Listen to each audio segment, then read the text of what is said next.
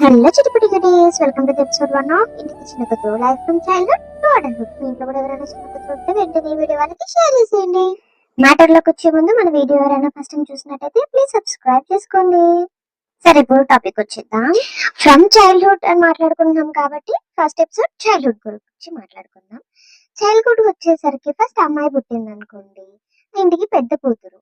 ఆ ఫంక్షన్లు పార్టీలు ఫోటోలు రచ్చరచ్చ అయిపోద్ది. సెకండ్ మళ్ళీ అమ్మాయి పుట్టింది అనుకోండి, అప్పుడు కొంచెం డిసప్పాయింట్మెంట్ వచ్చినా కూడా ఓకే, కొన్ని ఫోటోలు చిన్న ఫంక్షన్లు తీస్తారు.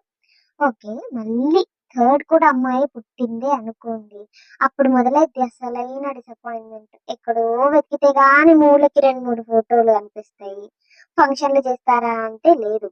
అదే ఆ థర్డ్ అమ్మాయి తర్వాత మళ్ళీ అబ్బాయి పుట్టిండు అనుకోండి, ఆ అబ్బాయి కాబట్టి ఫుల్ హవా రచ్చ రచ్చ, మళ్ళీ ఫోటోలు మళ్ళీ ఫంక్షన్లు ఉంటాయి.